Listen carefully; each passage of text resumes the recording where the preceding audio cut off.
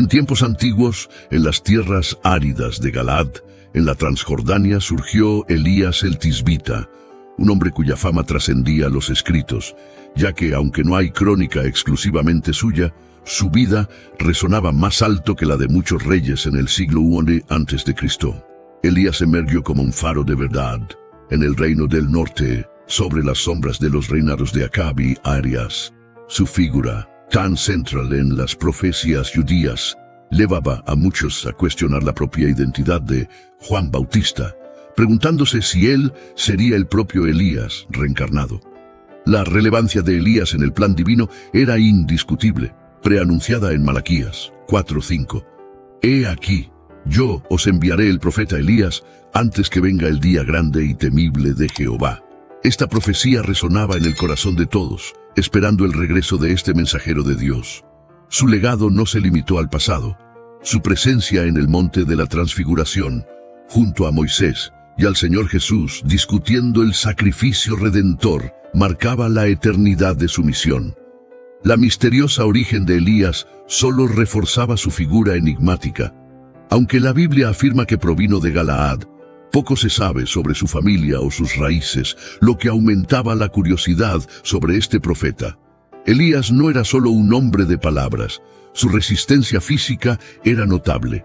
La Biblia relata en 1 Reyes 17:1 sus palabras desafiantes a Acab, anunciando una gran sequía por su palabra. Su acto de correr delante de la carroza de Acab, desde el Monte Carmelo hasta Jezreel, evidencia su vigorosa condición física. Su jornada estuvo marcada por actos poderosos e intervenciones divinas. Después de enfrentarse a Acab, Dios lo guió al arroyo de Kerit, donde fue milagrosamente sustentado por cuervos.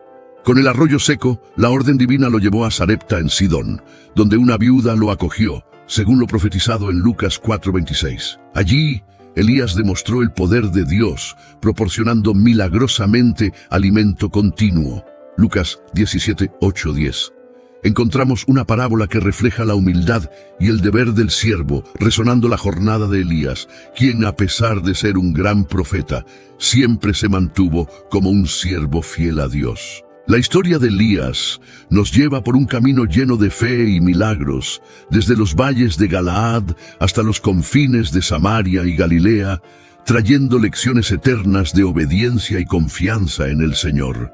En una aldea, mientras Elías continuaba su jornada, ocurrió un encuentro sorprendente con 10 hombres leprosos excluidos y desesperados que clamaron por misericordia a Jesús, implorando por curación. Jesús, al verlos, les instruyó presentarse a los sacerdotes, un acto de fe que resultó en su purificación. Entre los sanados, un samaritano, reconociendo el milagro, regresó glorificando a Dios y agradeciendo a Jesús, evidenciando la universalidad de la gracia divina. Al llegar a Sarepta, Elías encontró a una viuda enfrentando la escasez. Sus últimos recursos de harina y aceite estaban casi agotados. Elías, sin embargo, llevó un mensaje de esperanza, pidiéndole primero un pan y prometiendo que los suministros durarían hasta el regreso de las lluvias. Esta promesa probó la fe de la viuda, colocándola ante una elección entre el miedo y la confianza en Dios. El hijo de la viuda, sin embargo, enfermó gravemente, y en medio de la aflicción, Elías, movido por la compasión y la confianza en el poder de Dios, actuó. Intercedió por el niño llevándolo a su habitación. Elías clamó a Dios extendiéndose sobre el niño en un acto de súplica intensa. El milagro ocurrió. La vida regresó al niño y la madre, testificando el poder de Dios a través de Elías, reconoció en él a un verdadero hombre de Dios, cuyas palabras reflejaban la verdad divina. Este acto reafirmó la misión de Elías y demostró la misericordia de Dios, incluso en las circunstancias más dolorosas. La fe de la viuda fue restaurada y el milagro sirvió como testimonio de la presencia y poder de Dios. En el Monte Carmelo, Elías enfrentaría otro desafío. La tierra estaba asolada por la sequía y Dios instruyó a Elías a presentarse ante Acab, prometiendo enviar lluvia sobre la tierra. Este momento preparaba el escenario para uno de los enfrentamientos más dramáticos entre la verdadera fe y la idolatría. Al mismo tiempo, Acab enfrentaba una gran hambruna en Samaria, Obadías, un devoto seguidor del Señor, desempeñaba un papel crucial protegiendo a los profetas de Dios del asesinato ordenado por Jezabel. Elías, sabiendo de los riesgos, se dirigió valientemente para cumplir la orden divina. La narrativa de Elías nos lleva por un camino lleno de fe y desafíos. Cada episodio, desde la provisión milagrosa en la casa de la viuda hasta el inminente enfrentamiento en el Monte Carmelo, revela un patrón de dependencia y confianza en Dios, marcando a Elías como uno de los grandes profetas de Israel, cuya vida fue un testimonio del poder y la fidelidad de Dios. Mientras la tierra sufría bajo la severa sequía, Acab y Obadías, en un intento desesperado de salvar lo que quedaba de sus rebaños, dividieron las tierras en busca de pasto. Cada uno esperaba encontrar algo de hierba en el curso de su búsqueda. Obadías se encontró inesperadamente con Elías, reconociendo al profeta y expresando su temor. Sabía de los esfuerzos de Acab para encontrar a Elías y temía las consecuencias de anunciar la presencia del profeta. Obadías, un hombre de fe desde la juventud, reveló a Elías cómo había protegido a los profetas del Señor, arriesgando su vida ante la ira de Jezabel. Su lealtad a Dios era inquebrantable, pero el miedo a represalias por parte de Acab era palpable. Sin embargo, Elías aseguró a Obadías que se presentaría ante Acab. Esta promesa representaba más que un encuentro, era un enfrentamiento de fe, un preludio para un desafío mayor que estaba por venir en el Monte Carmelo. Obadías, obedeciendo a Elías, fue al encuentro de Acab y anunció la presencia del profeta. Acab, al encontrar a Elías, lo confrontó acusándolo de ser la causa de los problemas de Israel. Elías refutó con firmeza, señalando que la verdadera causa de los males del país era la idolatría y la desobediencia a Dios. Elías propuso un desafío decisivo en el Monte Carmelo: reunir a todo Israel, incluidos los 450 profetas de Baal y los 400 profetas de Asera, para que el pueblo decidiera a quién serviría verdaderamente, al Señor o a Baal. En el Monte Carmelo, ante una multitud dividida en su fe, Elías confrontó al pueblo con una elección clara: seguir al Señor o de Baal. Su mensaje era directo, desafiando al pueblo a tomar una decisión definitiva. La prueba sería simple pero poderosa. Se prepararían 2 becerros, uno para los profetas de Baal y otro para Elías. Pero solo el verdadero Dios respondería con fuego del cielo. El pueblo, al darse cuenta de la seriedad del desafío, aceptó la prueba. Elías instruyó a los profetas de Baal a elegir y preparar su becerro, invocando a sus dioses para encender el fuego. Este momento era crucial, no solo una prueba de la fuerza divina, sino un enfrentamiento entre la verdadera fe y las prácticas idólatras que habían corrompido a Israel. Los profetas de Baal, desesperados, clamaron a su Dios desde el amanecer hasta el mediodía, pero sus oraciones quedaron sin respuesta. En medio del silencio, recurrieron a rituales extremos, marcando sus cuerpos con cortes en la esperanza de una manifestación divina. Elías, al observar la inutilidad de sus esfuerzos, los provocó sugiriendo que Baal podría estar ocupado o distante. El desespero de los profetas de Baal creció, pero ni sus voces elevadas ni sus rituales de autoflagelación evocaron respuesta alguna. Entonces, Elías llamó al pueblo para que se acercara. Ante todos, reconstruyó el altar del Señor, que estaba roto y olvidado, utilizando 12 piedras que representaban las 12 tribus de Israel. Elías reafirmó la unidad y la herencia espiritual del pueblo. Preparó su sacrificio con cuidado, colocando la leña y el becerro cortado. Luego ordenó que se derramara agua sobre el altar, no una, sino 3 veces, saturando completamente el sacrificio y la leña, haciendo el desafío aún más impresionante.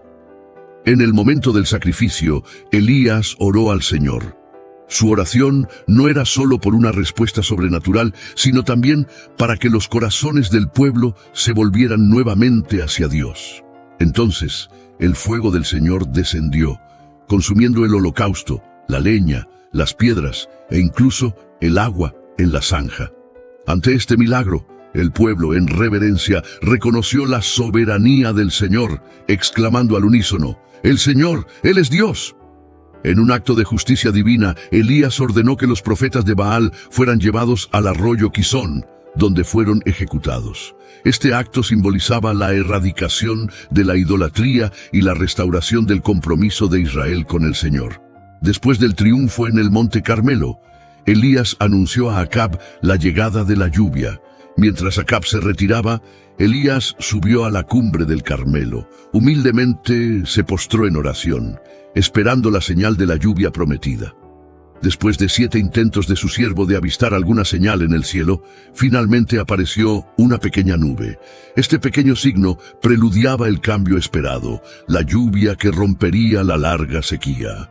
Pronto, el cielo se llenó de nubes y una fuerte lluvia cayó sobre la tierra, un signo tangible de la misericordia y el poder de Dios. Sin embargo, la victoria de Elías en el Carmelo tuvo consecuencias.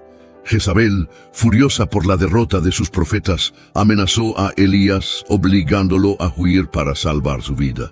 Desalentado y temeroso, Elías emprendió una fuga solitaria hacia Berseba en Judá, dejando atrás a su siervo. Exhausto y desesperado, Elías se refugió en el desierto, expresando su deseo de morir, sintiéndose incapaz de continuar. En ese momento de vulnerabilidad, Elías reveló su humanidad, compartiendo los mismos sentimientos de desespero y limitación que todos enfrentamos en algún momento. En el desierto, exhausto y desesperanzado, Elías encontró refugio bajo la sombra de una retama. En su momento de mayor vulnerabilidad, un ángel del Señor lo visitó, trayendo sustento y consuelo. El pan horneado en las brasas y la jarra de agua no solo eran provisiones físicas, sino también un signo de la continua presencia y cuidado de Dios. En la segunda visita, el ángel alentó a Elías a alimentarse para la jornada que tenía por delante. Con la fuerza de esta comida celestial, Elías viajó durante 40 días y 40 noches hasta llegar al monte Horeb, el monte de Dios, un lugar de encuentros divinos y revelaciones. Jezabel, enfurecida por la derrota de los profetas de Baal, juró venganza contra Elías. Mientras tanto, el profeta, cargando el peso de la misión y la persecución, encontró refugio en una cueva en el monte Horeb. Este refugio se convirtió en el escenario de una profunda experiencia espiritual y autoconocimiento. En la cueva, Dios cuestionó a Elías sobre su presencia allí. Elías expresó su celo por el Señor, pero también su sentimiento de aislamiento y desespero. Esta honestidad frente a Dios reflejaba la profundidad de su fe y la gravedad de la situación en Israel. Dios manifestó su presencia no a través de fenómenos grandiosos como el viento fuerte, el terremoto o el fuego, sino a través de una voz suave y delicada. Esta manifestación suave pero poderosa fue un recordatorio de que Dios no se encuentra solo en los actos espectaculares, sino también en los momentos tranquilos y sutiles. Al escuchar esa voz suave, Elías cubrió su rostro con el manto en reverencia y salió de la cueva. La voz de Dios lo cuestionó nuevamente, y Elías repitió su declaración de celo. Dios le dio nuevas instrucciones, marcando un nuevo capítulo en su jornada profética. Dios orientó a Elías a regresar al desierto de Damasco y ungir a Hazael como rey de Siria, Jehú como rey de Israel y Eliseo como su sucesor profético. Este acto simbolizaba no solo la continuidad de la misión de Elías, sino también el plan divino en marcha para Israel. Dios también reveló a Elías que había un remanente fiel en Israel, 7,000 personas, que no se habían doblado ante Baal. Esta revelación fue una fuente de consuelo y esperanza para Elías, recordándole que no estaba solo en su lucha por la fidelidad a Dios. En el monte Sinaí, Elías fue transformado por la revelación de Dios. Recibió no solo instrucciones específicas, sino también la garantía de que la misión de Dios continuaría más allá de su vida. Con esta nueva perspectiva, Elías partió para cumplir las órdenes divinas. Su primera tarea fue encontrar a Eliseo, hijo de Safat, que estaba arando el campo. Al arrojar su manto sobre Eliseo, Elías señalizó la transferencia del llamado profético. Eliseo, reconociendo la gravedad de ese momento, dejó sus quehaceres para seguir a Elías, marcando el inicio de una nueva era profética en Israel. Después de ser llamado por Elías, Eliseo demostró un profundo respeto por sus raíces y origen. Pidió permiso para despedirse de sus padres, un gesto que simbolizaba tanto la gratitud como la transición hacia su nueva vida como profeta. Elías, comprendiendo la profundidad de ese momento, lo permitió. Que Eliseo siguiera su corazón. Realizó un gesto simbólico de despedida al sacrificar los bueyes con los que araba y compartir la carne con la gente, marcando así el fin de su antigua vida y el inicio de su jornada como siervo de Dios. La visita de Elías a Eliseo no fue solo un encuentro casual, sino un momento de transformación.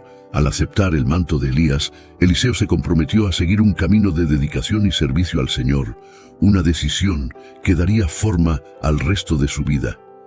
Mientras tanto, Eliseo viajó a Damasco, donde Ben-Hadad, el rey de Siria, estaba gravemente enfermo.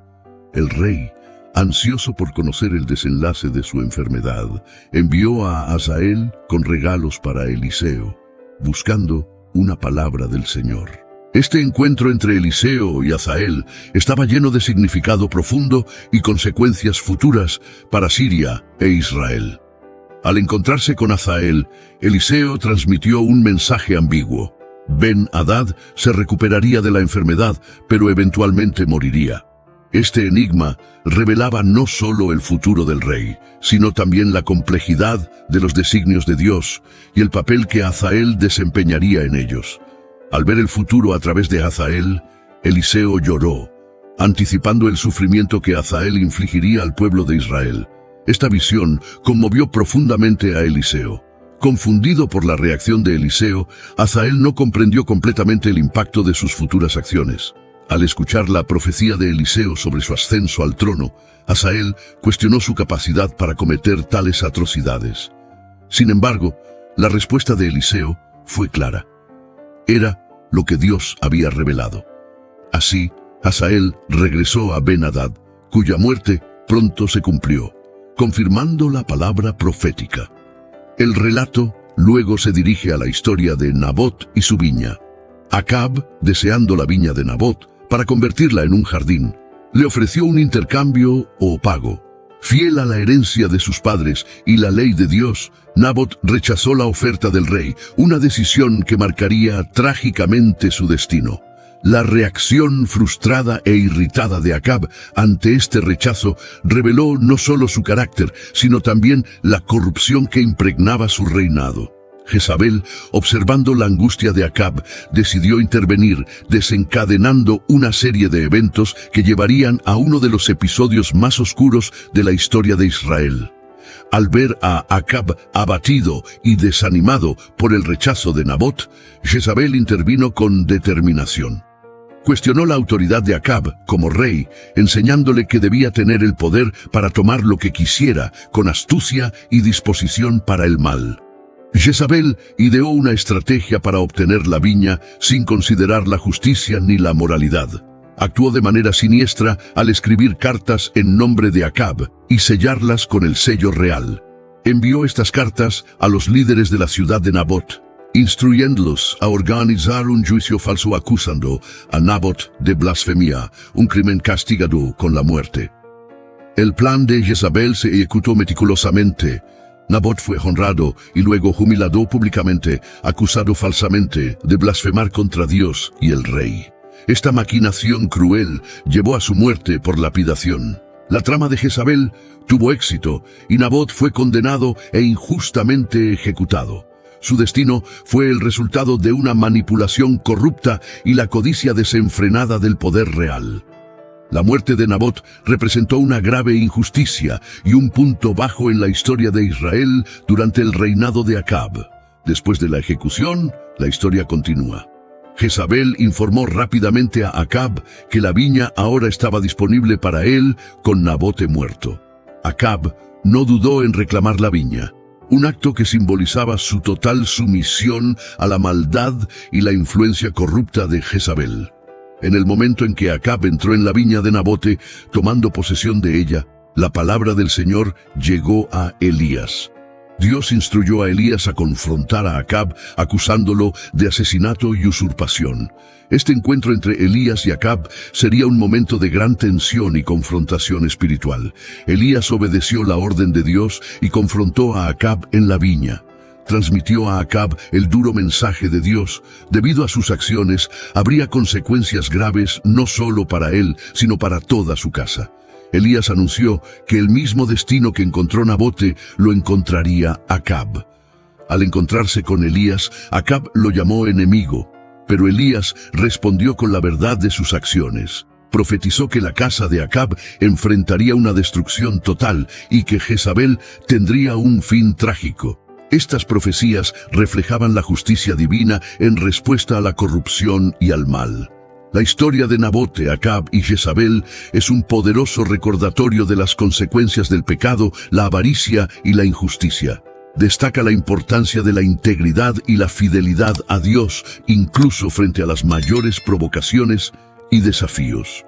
La condena pronunciada por Elías a Acab fue grave y simbólica. Los perros comerían a los que pertenecían a Acab y murieran en la ciudad, mientras que las aves del cielo devorarían a los que murieran en el campo.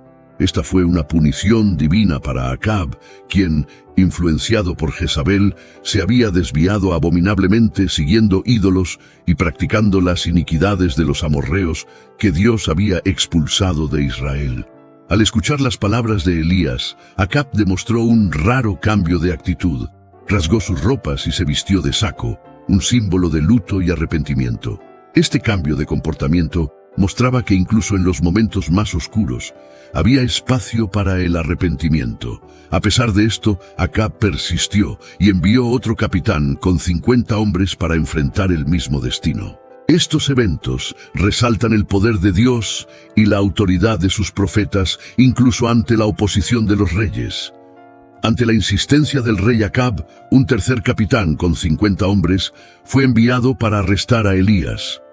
Sin embargo, a diferencia de los anteriores, este capitán, consciente del poder divino que Elías poseía, se acercó con humildad y respeto. Se arrodilló ante el profeta, implorando por la vida de él y de sus hombres, reconociendo el poder de Dios manifestado a través de Elías.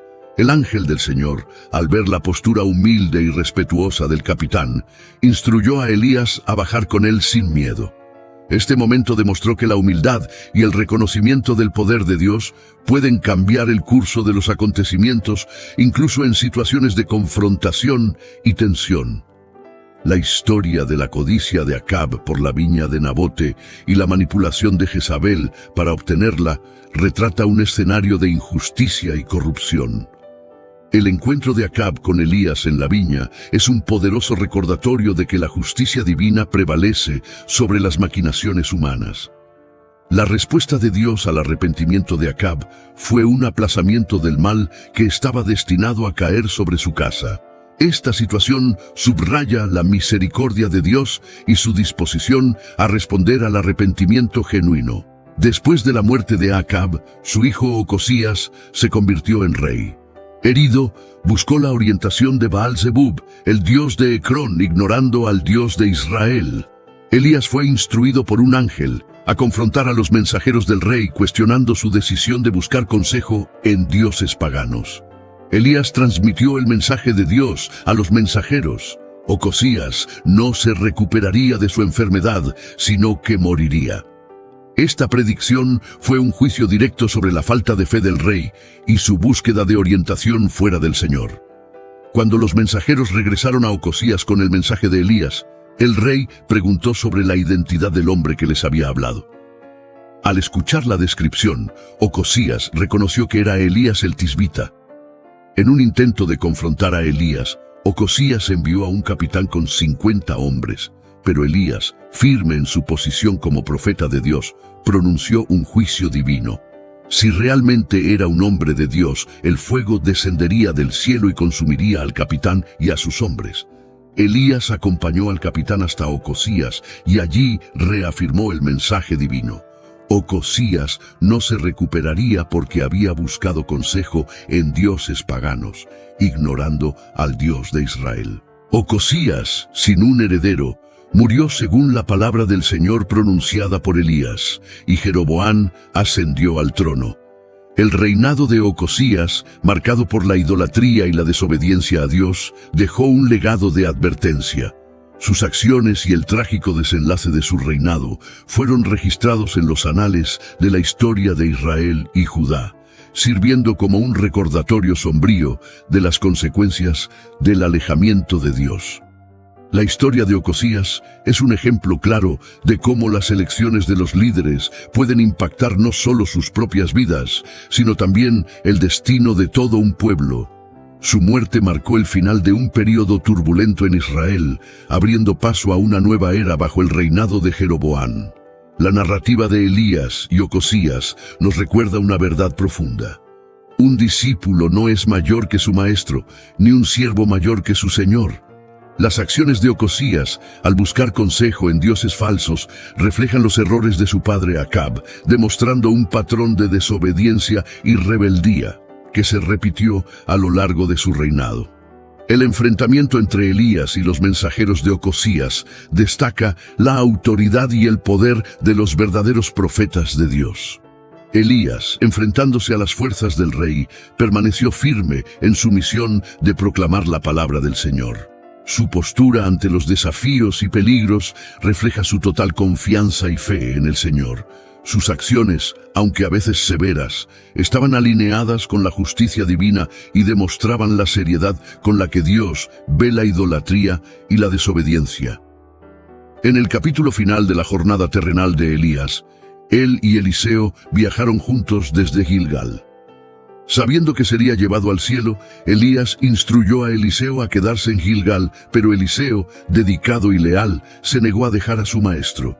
Él sabía que Elías sería llevado por Dios, y su devoción lo llevó a acompañar a Elías en cada etapa de su jornada final. En Betel, los hijos de los profetas, conscientes del destino inminente de Elías, se acercaron a Eliseo cuestionando su decisión de seguir a Elías. Eliseo, consciente de lo que estaba por suceder, les pidió silencio, demostrando su respeto y serenidad ante el momento sagrado que se aproximaba. La jornada continuó hacia Jericó, donde nuevamente los hijos de los profetas se acercaron a Eliseo con la misma pregunta. Con la misma firmeza, Eliseo reiteró su intención de quedarse al lado de Elías hasta el final. Cuando llegaron al Jordán, Elías realizó un milagro al golpear las aguas con su manto, dividiendo el río y permitiendo que ambos cruzaran en tierra seca. Este acto fue un poderoso símbolo del poder de Dios actuando a través de Elías. En la orilla opuesta del Jordán, Elías le preguntó a Eliseo qué deseaba antes de ser llevado al cielo. Eliseo, buscando continuar el legado de su maestro, llevó a Eliseo a pedir una porción doble del espíritu de Elías, reflejando su aspiración de ser un siervo fiel de Dios, al igual que Elías lo fue. Cuando Elías fue llevado al cielo en un torbellino dentro de un carro de fuego tirado por caballos de fuego, Eliseo observó la escena con admiración y pesar. La partida de Elías marcó el fin de una era y el comienzo del ministerio de Eliseo. Después de la ascensión de Elías, Eliseo rasgó sus propias ropas en dos, simbolizando el fin de su aprendizaje y el inicio de su propio ministerio como profeta principal de Israel. La travesía por el Jordán, la ascensión de Elías y la solicitud de Eliseo de una porción doble del espíritu de Elías son eventos llenos de simbolismo y significado. Representan la continuidad del trabajo de Dios a través de sus profetas y la transición del manto profético de una generación a la siguiente. Después de la ascensión de Elías, Eliseo regresó solo, llevando consigo el manto de su maestro. Al cruzar el Jordán, Eliseo demostró que el espíritu de Elías reposaba sobre él, señalando que la misión profética de Elías continuaría a través de él. En Jericó, los hijos de los profetas reconocieron la autoridad espiritual de Eliseo, acercándose a él con respeto y reverencia, confirmando que el espíritu de Elías estaba con Eliseo. A pesar del reconocimiento de Eliseo como sucesor de Elías, los hijos de los profetas buscaron a Elías, y aunque Eliseo conocía el destino de su maestro, finalmente cedió a su solicitud. Sin embargo, la búsqueda fue infructuosa, confirmando la ascensión de Elías al cielo. La profecía de Elías sobre la casa de Acab encontró su cumplimiento en el reinado de Jehú. Utilizando las palabras proféticas de Elías como justificación, Jehú erradicó por completo la casa de Acab, cumpliendo el juicio divino sobre esa familia. Su campaña para purificar Israel de la influencia de la casa de Acab resultó en cambios significativos y purificación en Israel. La historia de Elías y Eliseo, así como las acciones de Jehú, muestran cómo Dios trabaja a través de sus profetas e instrumentos elegidos para cumplir sus propósitos y juicios. También destacan la importancia de la fidelidad a Dios y las consecuencias de la apostasía y la idolatría. La vida y el ministerio de Elías fueron una lucha entre la verdadera adoración al Señor y la idolatría de Baal durante el reinado de Acab. La adoración a Baal, la divinidad de Tiro, especialmente promovida por Jezabel, hija del rey de Tiro y Sidón, marcó el reinado de Acab. El enfrentamiento en el Monte Carmelo fue decisivo, llevando a la nación de Israel a una elección entre el verdadero Dios y Baal. La historia destaca la impotencia de Baal y la supremacía del Dios de Israel, revelando su poder en el Monte Carmelo. La posterior huida de Elías al Monte Horeb reforzó el mensaje de la soberanía de Dios. El encuentro entre Acab y Elías resaltó que había un Dios en Israel superior a Baal-Zebub de Ecrón. Elías, como profeta, representó consistentemente el poder y la realidad del único Dios verdadero. La profecía bíblica en Malaquías 4:5, que indica que Elías regresaría antes del gran día del Señor, es interpretada en el Nuevo Testamento como teniendo un cumplimiento, tanto en el ministerio de Juan el Bautista como en un sentido futuro, como se indica en Apocalipsis 11:6. El ángel del Señor reveló a Zacarías que su hijo, Juan el Bautista, actuaría en el espíritu y poder de Elías, preparando el camino para el Señor y volviendo los corazones de los padres hacia los hijos, según Lucas 1:17. A pesar de la negación de Juan de ser Elías, Jesús se refirió a él como el Elías que estaba por venir, estableciendo un paralelo entre los ministerios de Elías y Juan el Bautista, quien preparó el camino para el Mesías. Cuando le preguntaron a Juan sobre su identidad, afirmó ser la voz del que clama en el desierto, alineándose con la profecía de Isaías. Sin embargo, los fariseos cuestionaron su autoridad para bautizar, ya que no se identificaba como el Cristo, Elías ni el profeta prometido. Jesús aclaró a sus discípulos que Elías ya había venido, refiriéndose a Juan el Bautista, y que así como Elías sufrió persecución, el Hijo del Hombre también la sufriría. La figura de Elías fue tan significativa que algunos judíos consideraron a Jesús como su reencarnación, evidenciando la fuerte expectativa mesiánica y la asociación de Elías con la venida del Mesías. Durante su ministerio, Jesús utilizó el ejemplo de cómo Elías fue acogido por la viuda de Sarepta para ilustrar la falta de fe en Israel. Además, Elías apareció en la escena de la transfiguración, reforzando su importancia en la tradición judeocristiana como precursor del Mesías y un poderoso profeta de Dios. La presencia de Elías, junto con Moisés, discutiendo con Jesús sobre los eventos que se avecinaban en Jerusalén durante la oración, fue simbólica. Pedro, impresionado por la escena, propuso la construcción de 3 pabellones para Jesús, Moisés y Elías, reflejando su admiración, pero también su falta de comprensión del significado más profundo de ese encuentro. La crucifixión de Jesús, cuando clamó Elí, Elí, lama sabactani, llevó a algunos espectadores a malinterpretar sus palabras, pensando que llamaba a Elías. Esta confusión se vincula con la tradición judaica que esperaba a Elías como un Mesías asociado. La reacción de los espectadores en la crucifixión, ofreciendo vinagre a Jesús y esperando ver si Elías vendría a salvarlo, refleja las creencias y expectativas en torno a Elías como un salvador o intercesor en momentos de desespero. En su defensa del principio de un remanente fiel en Israel, Pablo se refirió a aquellos que no se doblegaron ante Baal en los tiempos de Elías. Esta referencia destaca la importancia de permanecer fiel a Dios, incluso en tiempos de apostasía generalizada. La vida de Elías, marcada por momentos de valentía y vulnerabilidad humana, ilustra la dualidad de la experiencia humana, el poder de actuar valientemente y la tendencia al miedo y la duda. Su huida de Jezabel después de la amenaza de muerte revela su humanidad, pero también la fidelidad de Dios al proteger y sostener a sus siervos. La oración de Elías para que no lloviera, y luego para que lloviera nuevamente, demuestra el poder de la oración eficaz. Elías, descrito como alguien con una naturaleza similar a la nuestra, es un ejemplo de cómo la fe ferviente y la oración pueden llevar a intervenciones divinas extraordinarias.